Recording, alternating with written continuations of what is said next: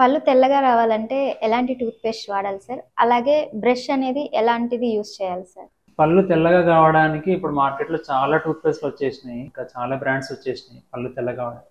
అన్నిట్లో కూడా there is a chemical which penetrates into the tooth and oxidise చేస్తుంది. Oxidise చేసేసి that is all temporary యాక్చువల్గా చెప్పాలి అంటే.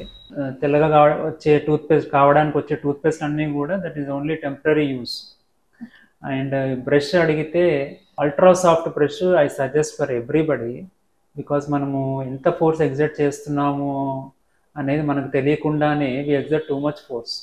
అప్పుడు ఆ అల్ట్రా సాఫ్ట్ టూత్ బ్రష్ వాడితే ఏంటి అంటే ఆ బ్రిజిల్స్ అనేవి చాలా మెత్తగా ఉంటాయి కాబట్టి if exert too much force అవి వంగిపోతాయి.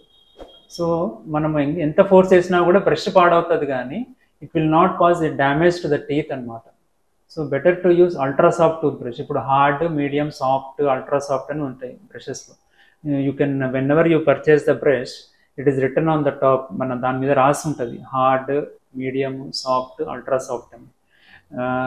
సో ఎప్పుడైతే హార్డ్ తీసుకుంటామో హార్డ్ అనేది ఇట్ ఈస్ చీపర్, చాలా తక్కువ ఉంటుంది కాస్ట్ దాన్ని. As we go medium, soft, ultra సాఫ్ట్కి వెళ్తే మన కాస్ట్ అనేది పెరిగిపోతుంటుంది. సో పేషెంట్స్ మామూలుగా అవన్నీ పట్టించుకోకుండా కాస్ట్ చూసేసి అది తక్కువ ఉంది కదా అని తీసేసుకుంటాం.